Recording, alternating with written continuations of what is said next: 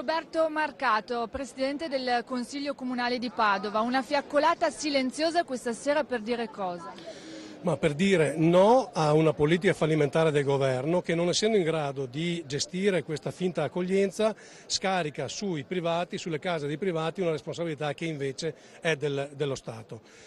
Prima cosa, no a potenziali vianelli, perché Padova ha già pagato, abbiamo già visto, Vianelli è nata esattamente così. Allora noi non vogliamo dover poi ricorrere a soldi pubblici per risolvere problemi che hanno creato altri, no ai clandestini, perché attenzione, qua continuiamo a parlare di profughi, ma 1 su 10 di quelli che arrivano qua sono profughi, gli altri sono clandestini, dobbiamo chiamarli col loro nome. Noi i clandestini non li vogliamo, soprattutto non vogliamo usare risorse pubbliche per dare un tetto e da mangiare a persone di cui non conosciamo nulla, non ne conosciamo neanche la pericolosità, non sappiamo nemmeno dove vogliono andare.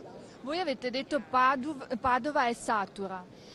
Padova è satura come è saturo il Veneto. A me fa impressione sentire Pietro Ruzzante del PD che dice che in realtà la capacità di accoglienza è ancora molto ampia e se li porti tutti a casa sua. Cioè, attenzione ragazzi, perché poi queste irresponsabilità le paghiamo tutti noi. L'abbiamo visto come cosa pensano di noi i profughi. Si mettono a ballare, ti sfottono, ti prendono in giro e questi signori a cui noi diamo assistenza, diamo un tetto, diamo cibo, diamo cure, diamo tutto gratis, si permettono anche di prenderci in giro. Noi a questa gente diciamo di no. Lei è in corsa con Luca Zaia per la riconferma in Veneto.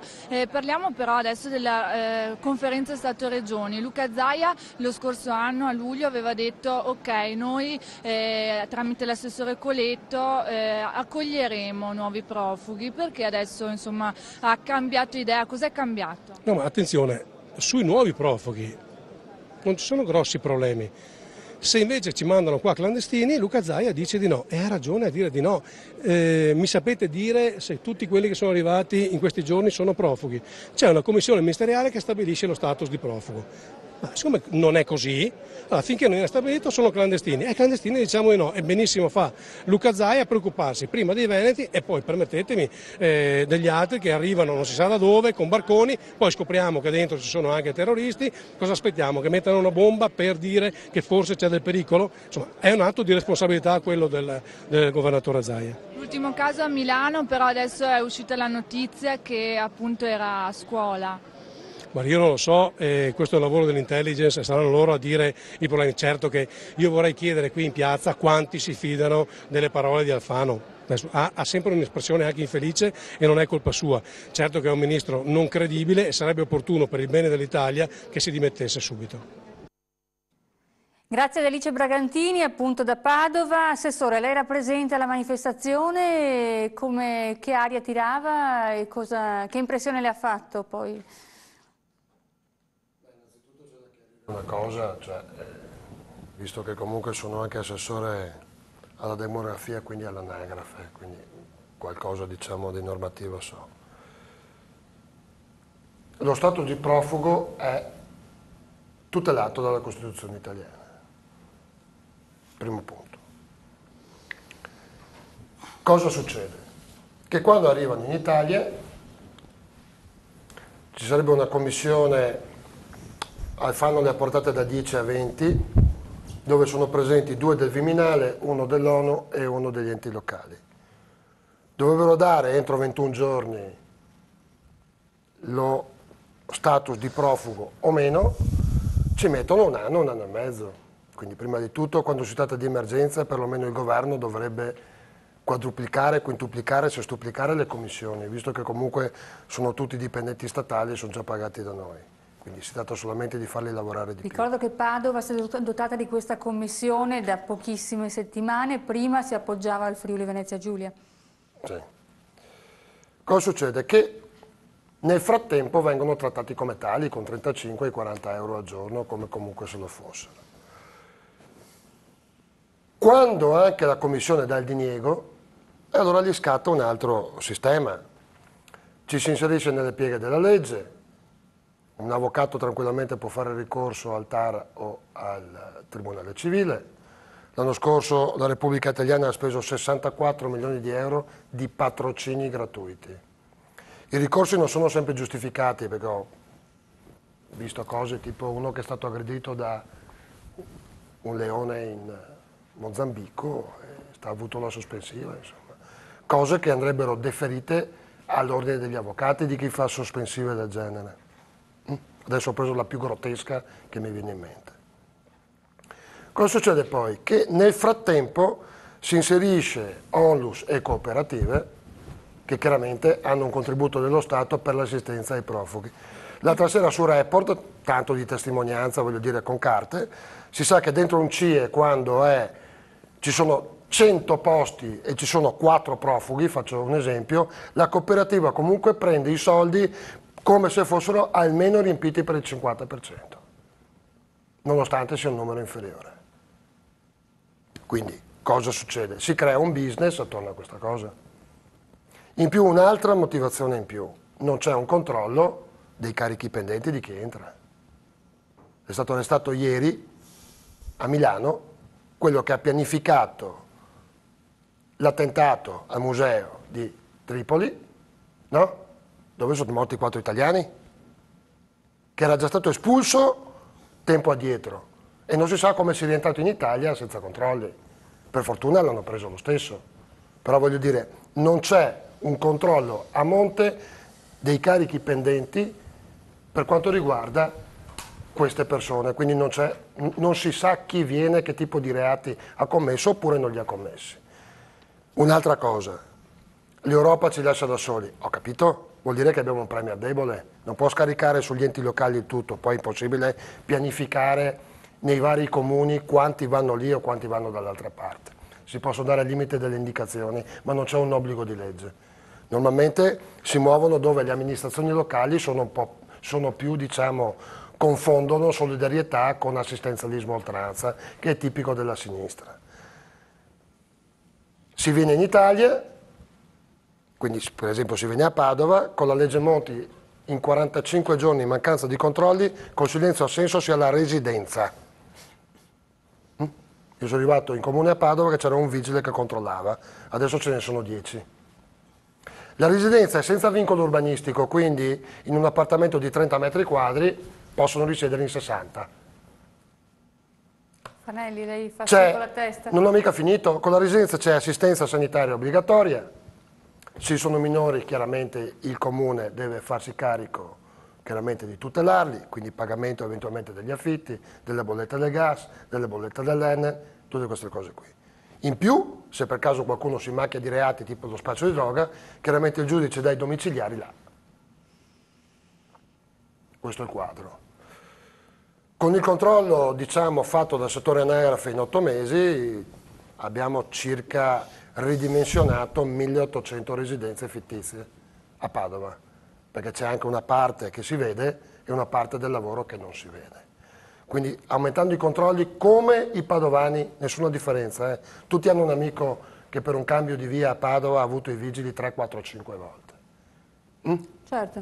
Per controllare se nell'armadio c'è dei vestiti, per controllare se uno ha presenza in casa, perché la residenza è, diciamo, l'abitazione principale, certo, dove uno va a risiedere. Quindi questo è il quadro normativo dove ci si muove. Quindi scaricare il problema sugli enti locali, che tra l'altro lo spending review di Renzi parte dai comuni per aspirare risorse.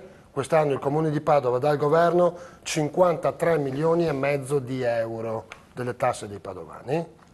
Tenga presente che la Tasi vale 29 milioni di euro, tenendo qua poco più di metà avrei azzerato la tassa sulla prima casa per i padovani, sarebbe il mio sogno, ma oggi non riusciamo a farlo perché il governo aspira risorse, a posto di ridimensionare 830 miliardi di spesa pubblica, le prende direttamente dai comuni, che chiaramente si trovano in difficoltà anche a fronteggiare emergenze del genere, perché allora bisogna andare a caricare i cittadini di nuove imposte per riuscire poi a far fronte a tutte queste emergenze. Chi non la pensa come lei è Don Bizzotto, che ha il 9° giorno di sciopero della fame. Per noi, la nostra redazione ha dato di intervistarlo, intanto a vedere come sta e perché sta scioperando.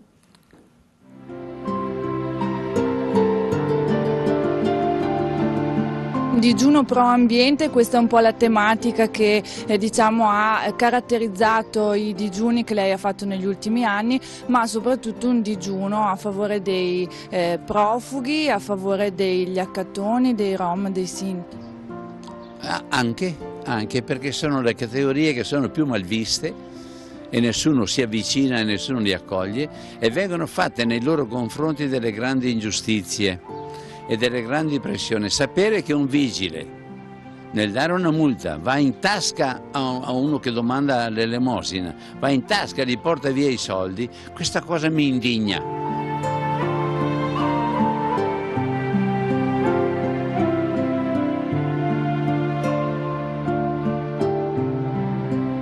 Stare molto attenti a non confondere delinquenti con poveri. Io credo che gli accattoni a Padova non siano dentro a nessuna denuncia di nessun tipo. Chi è contro l'accoglienza dice Padova è una città accogliente, ma appunto la città è satura, abbiamo già dato. Cosa risponde lei?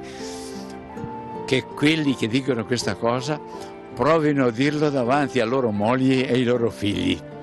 E poi vedranno che cosa vuol dire vivere ogni giorno e avere i conflitti in casa e dopo aver finito ricominciare da capo ogni giorno. Voglio dire, se noi non pensiamo che la storia e la vita è fatta di cose non previste, non desiderate e non volute, e c'è lo stesso, dove ci mettiamo? E quindi non sono i confini che devono determinare e neanche le precedenze, prima gli italiani e dopo gli altri. Ma come fa uno a dire una cosa del genere? So che la dicono, ma come fa uno? Se per caso suo figlio è all'estero e studia all'estero o lavora all'estero, se fanno questo ragionamento e ha un bisogno più grande degli altri, come desidera che venga trattato? Qual è il messaggio da dare alle persone che parteciperanno alla manifestazione contro i profughi? Restiamo umani. Padova si dice città accogliente. Non è vero che tutti noi siamo sempre accoglienti e siamo capaci di mettere in discussione il nostro appartamento, le nostre robe private di fronte ai bisogni degli altri. Per cui io non mi darei la patente di professore di accoglienza. Affatto. Così come non sento di condannare un altro perché sente diversamente le cose come non accogliente. È per questo che ho scritto Restiamo umani, dove non do un giudizio di accoglienza a me e di rifiuto agli altri.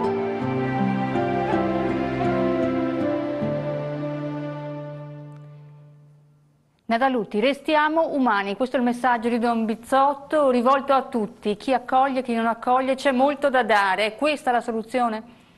Beh, io condivido senz'altro questa posizione, perché mi è piaciuto moltissimo il quadro fatto prima dal professor Casen, perché è giusto dire che bisogna conoscere la situazione generale per poter giudicare. E una delle cose che ho apprezzato molto è che ha detto che siamo tutti schiavi in realtà, sono schiavi gli africani, delle multinazionali, ma anche noi, sebbene più benestanti, siamo schiavi. E allora io credo che sia importante far passare il messaggio che quando si è subalterni e si rischia a tutti la povertà, perché questi sono poveri, noi rischiamo di esserlo, non bisogna farsi la guerra tra poveri ci si deve alleare. Questa è una convinzione che io ho profondamente e che cerco anche di praticare quotidianamente nella mia vita. Volevo, se possibile, rispondere ad alcune suggestioni che ho sentito. Innanzitutto provenire dalla piazza.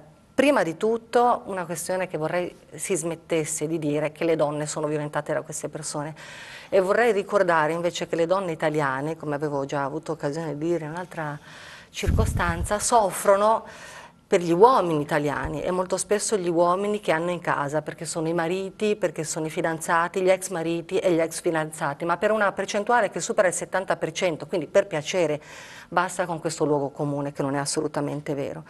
Un'altra questione, questo era Donatella, poi Pellizzari diceva qua non troveranno lavoro. Vorrei ricordare a Pellizzari che se va nelle campagne venete troverà molto lavoro immigrato, tutto reclutato tramite il caporalato, tutto lavoro nero che evade i contributi e questo è lavoro di cui poi i frutti, di cui poi i frutti vanno a finire nelle tasche dei veneti, soprattutto nel settore dell'agroalimentare che è uno dei settori più forti del Veneto, quindi direi che i lavoratori stranieri non pagati per i quali il padrone evita di pagare le tasse, ecco, ebbene questi fanno soldi e fanno anche buoni soldi sfruttando lavoro schiavile. E questa è una responsabilità che noi abbiamo, quindi non c'è solo il fatto che noi sfruttiamo l'Africa là, ma sfruttiamo il lavoro di questa gente bengalesi, africani anche qua. Poi, altra frase che sentivo dire da Marcato, solo un momento poi completo il quadro. Marcato diceva, un'altra frase che sento molto dire, non sono profughi, sono clandestini, quindi in quanto tali noi non dovremmo aiutarli, a parte che prima è stato presentato quello che è il quadro dell'Africa, cioè un quadro di rapina sostanzialmente che i paesi occidentali ricchi compiono ad opera degli Africa, e di quella rapina usufruiamo anche noi, quindi insomma io metterei questo sul piatto. E una sola cosa che non è stata ricordata è stato il problema dei rifiuti tossici che vengono inviati all'Africa, anche dalle imprese del nord Italia, non solo dalle imprese tedesche e compagnia bella. Io vorrei ricordare a questo punto una grandissima giornalista come Ilaria Alpi, che morì in Somalia e probabilmente proprio per aver scoperto il traffico di armi e di rifiuti tossici che dall'Europa era destinato a questi paesi, quindi quantomeno misuriamo insomma queste cose.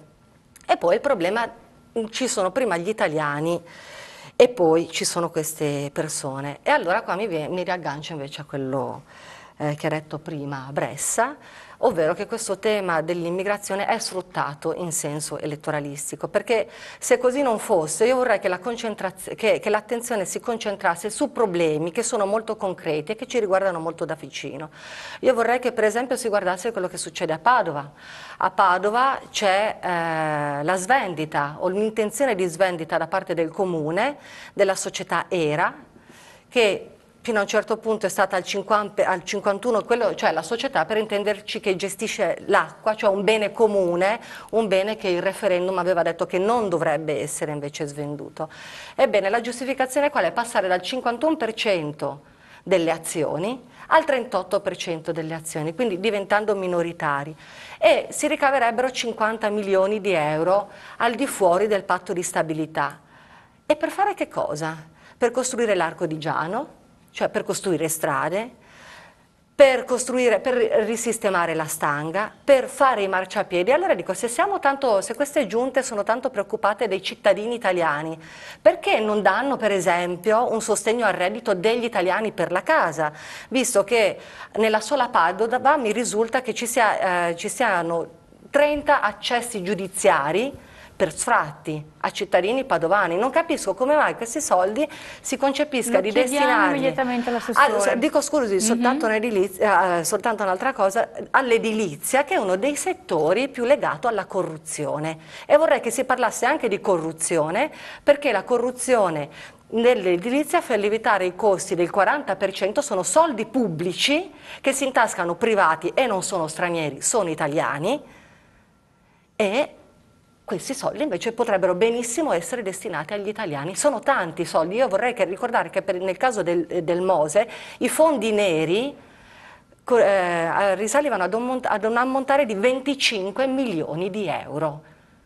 Con 25 milioni di euro i cittadini padovani e veneti possono essere aiutati.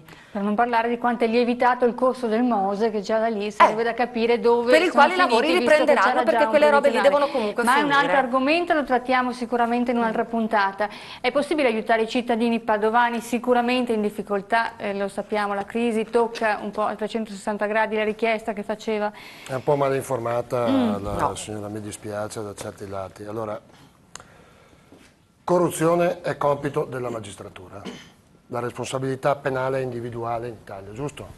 Quindi abbiamo avuto col Mose il generale di Guardia di Finanza, il magistrato alle acque, Orsoni a Venezia, Calà, mi pare sia preso a ampio raggio insomma, la vicenda, sono stati fatti anche libri, articoli, quindi non è il caso di riprendere il discorso. Per quanto riguarda le APS a Cegasera, la signora confonde l'acqua, che è un bene demaniale, non può essere privatizzato dal Codice Civile, con la gestione dell'acqua, che sono due cose diverse. Il governo Renzi ha fatto in finanziaria, ha permesso agli enti locali, che sono soci di società pubbliche, di avere all'assemblea per ogni azione il doppio dei voti. Quindi questo per mantenere, voglio tranquillizzarla, permette di mantenere il controllo pubblico, non col 38 ma col 35% della società era che ha inglobato APS Acergas a suo tempo, dove lì è stata una vera svendita, dopo se volete vi posso anche dire perché, dove mi pare che non abbia protestato nessuno a suo tempo. E questo ha comportato per i comuni, e soprattutto hanno votato il PD a Padova, dispiace che ha votato contro, mentre tutto il PD dell'Emilia Romagna, magari un po' più evoluto, ha votato a favore per vendere le azioni fuori dal patto di sindacato, quelle che non compromettono chiaramente il controllo pubblico della società. Quindi una vendita di azioni che permette comunque di restare in maggioranza. Il Comune di Padova aveva due alternative: o aderiva al patto di sindacato, quindi con una quota di azioni contribuiva a mantenere il controllo pubblico, o avremmo anche potuto non farlo e venderle tutte, perché comunque è patrimonio del Comune di Padova. Abbiamo aderito al patto di sindacato per mantenere il controllo pubblico della società, quindi è proprio male informata. No, ma scusi, abbia pazienza. Ma il 35% in che cosa è la maggioranza? Non capisco. Se lei nell'ambito della votazione l'ente locale ha il doppio dei voti rispetto ai privati per ogni singola azione, mantiene il controllo pubblico non col 51% ma col 35%, si fidi, vado a vedere gli atti se non glieli do. Allora, le azioni fuori dal patto di sindacato oggi permette all'ente locale, siccome il governo Renzi aspira un sacco di risorse dai comuni e non dà trasferimenti, perché le spese dello Stato oggi sono 830 miliardi di euro, quando la Germania ha 500 miliardi di spesa pubblica con 18 milioni di persone in più, vorrei fare solamente i paragoni, è come fare i 100 metri e vincerli con uno zaino da 10 kg sulla spalla, è impossibile, capito? Perché la spesa pubblica affossa tutto, dal 71% Ma come verranno utilizzati questi milioni ricavati da questa vendita? La domanda era: verranno utilizzati per le famiglie più in difficoltà? Una parte di queste deve capire cifre? la signora che il bilancio io sono Nada Lutti, comunque non la signora, ok? Si divide in conto capitale e spese correnti. Questo non può essere utilizzato per le spese correnti, quindi l'aiuto alle famiglie. Possono venire usate in conto capitale, come se lei vendesse un immobile, quindi bisogna fare opere pubbliche che restano ai comuni. In più questi soldi, di cui abbiamo già incassato 16 milioni di euro con la vendita, come tutti i comuni dell'Emilia Romagna, Bologna per prima, che ha avuto qualche difficoltà a Merola e dopo l'ha fatto, si possono usare fuori dal patto di stabilità per pagare direttamente alle imprese, in modo tale che non si appalti un lavoro e poi il comune si trova vincolato dal patto di stabilità con pagamenti che vanno a 1 anno, 2 anni, 3 anni e con gente magari licenziata dopo che aspetta le fatture per essere pagata. Quindi questo è per chiarire un'altra cosa, voglio dire in precisione, che è stata detta prima. Perché il Comune di Padova non dà una mano alle famiglie in difficoltà? Come assessore ai tributi ho cercato di farlo, nel senso ho mantenuto una quota della prima casa col 2,7 per 1000, Tasi, che nonostante Renzi ci freghi 53 milioni e mezzo di euro, ho abbassato in 8 mesi di 8 milioni 660 mila euro di spese del Comune che restano in tasca dei padovani. La sensibilità è stata da parte della Giunta e soprattutto mia di esentare quelle fasce, diciamo, a reddito basso, tipo il pensionato da 500 euro, che dopo 30 anni di fabbrica, giustamente mettendosi via euro su euro, è andato a comprarsi una casa popolare.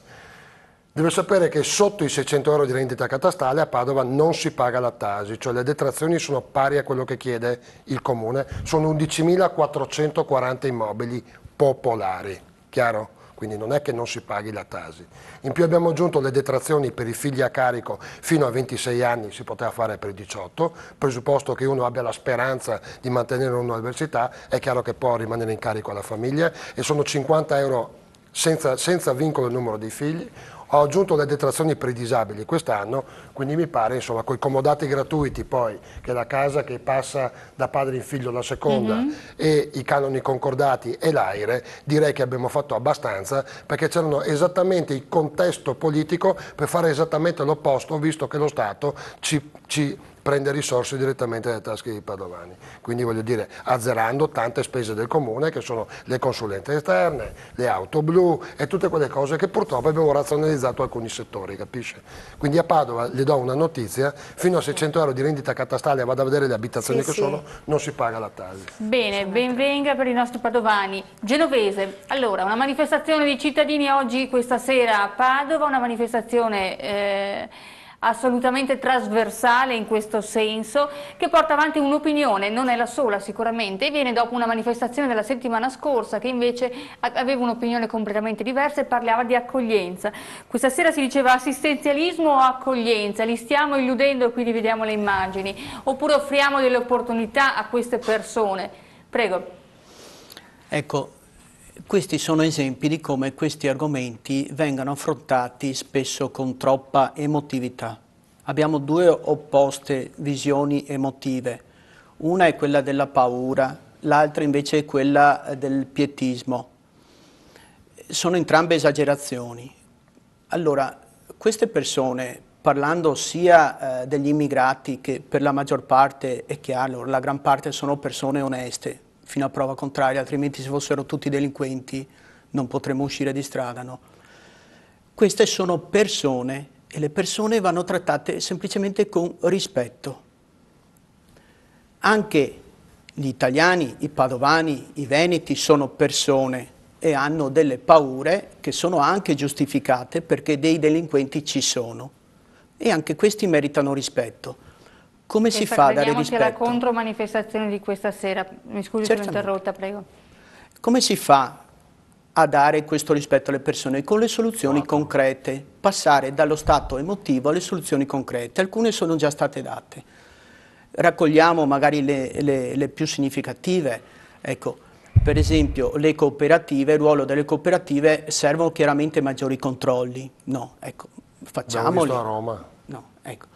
Altro discorso, la revisione della Convenzione di Dublino o regolamenti di Dublino. Anche queste sono due proposte, tra l'altro, che il Movimento 5 Stelle aveva già fatto ancora tempo fa. Altra questione, si dice spesso, ma ci sono anche italiani che hanno bisogno.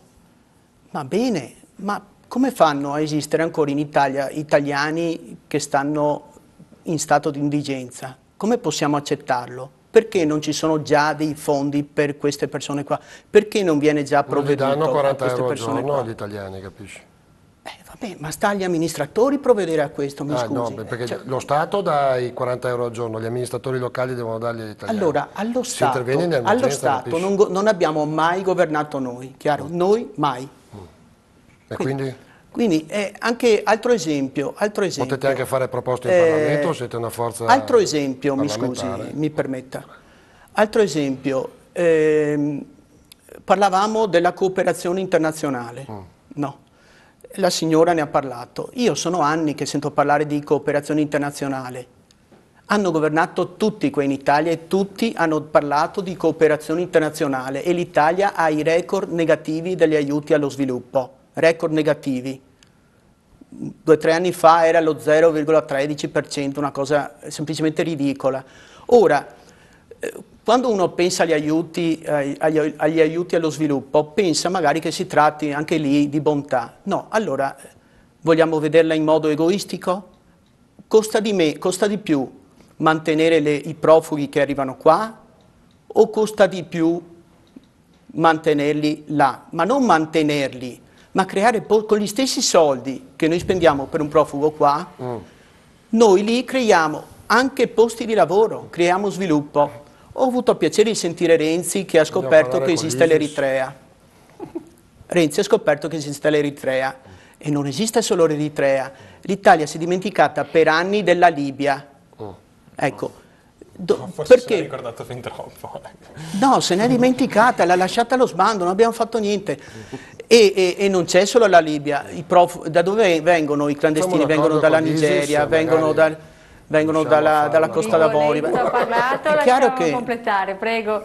Dopodiché vorrei sapere cosa ne pensa Zaramella, la vedevo scuotere la testa. No, beh, ho ascoltato per un'ora tutti gli interventi, eravamo partiti in modo molto alto con l'intervento del professore che aveva inquadrato una situazione internazionale innegabile e con cui ci dobbiamo tutti misurare.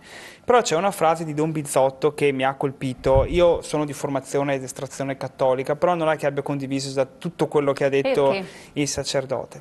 A un certo punto dice c'è qualcuno che ha un bisogno più grande degli altri. Allora io credo che tutta la questione si risolva proprio in questa frase qui, perché nel momento in cui un amministratore di un comune che è stato eletto per amministrare i suoi cittadini, si trova vessato da uno Stato che toglie risorse a tutto a spiano, ad un certo punto si trova a dover decidere chi ha un bisogno più grande degli altri.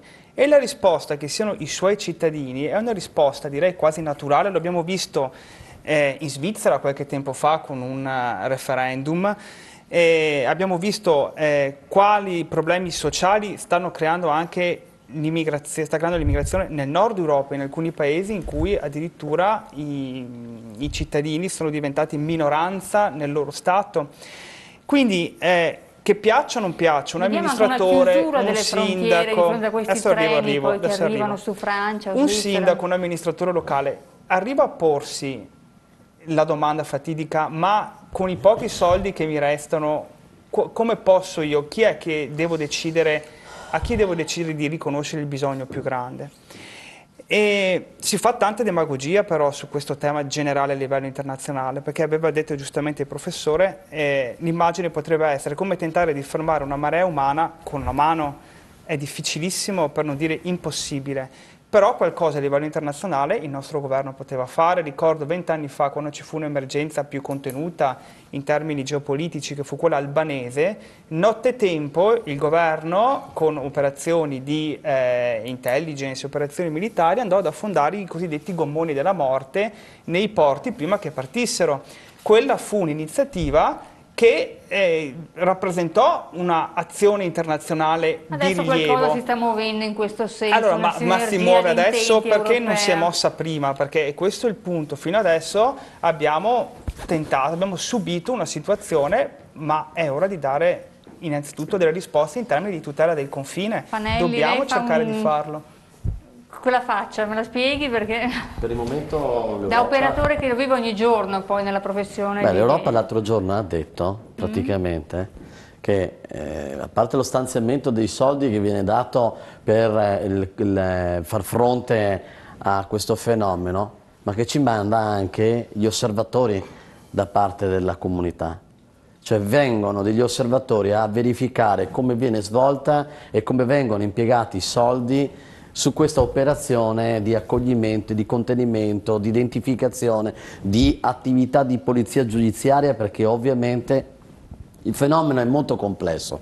Io non sono adesso qui nelle vesti di politico, sono nella veste di un sindacalista di polizia che peraltro anche da molti anni all'interno dell'immigrazione.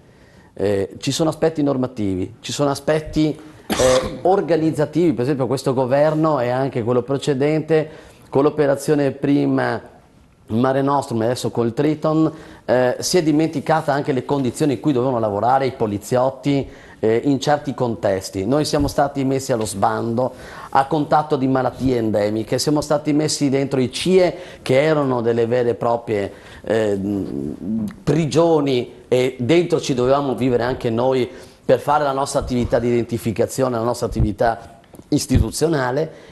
Qui l'Europa dice adesso che vuole anche pensare a un eventuale riconoscimento una distribuzione del rifugiato a livello europeo. Sì, ma c'è un punto fondamentale, che adesso praticamente in stato di fatto questi ce li stanno rimandando indietro. La Francia ce li sta mandando indietro con i treni. Organizzo la Germania e l'Austria. Noi abbiamo un grossissimo problema. Anche l'altro giorno abbiamo scritto al capo della polizia facendogli presente che, impegnato a mandare tantissimi uomini a Milano per l'Expo, ovviamente per questo grande evento di portata internazionale, si è dimenticato altri punti che gliel'abbiamo dovuto segnalare noi, quali Ventimiglia e il Brennero, perché non solo c'è un problema nel meridione italiano, ma c'è anche un problema che questi qui, quando vanno in Europa, vengono caricate, sono delle vere e proprie tratte e rimandati indietro con i treni, e lì c'è il problema delle vere e proprie tendone Mariupoli, vediamo Sì. a Ventimiglia, vediamo sul Brennero in Bravissima, questo ci sono senso. addirittura delle situazioni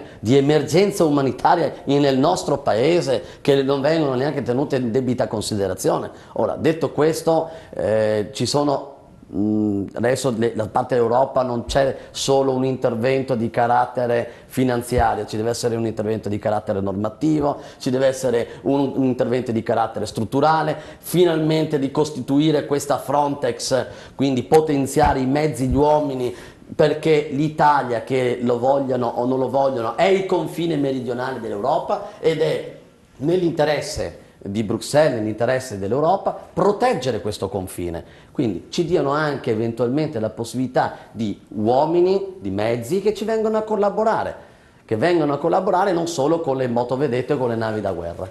Noi andiamo in pubblicità e torniamo e sentiamo l'intervista a Massimo Bitonci proprio in occasione della manifestazione di questa sera.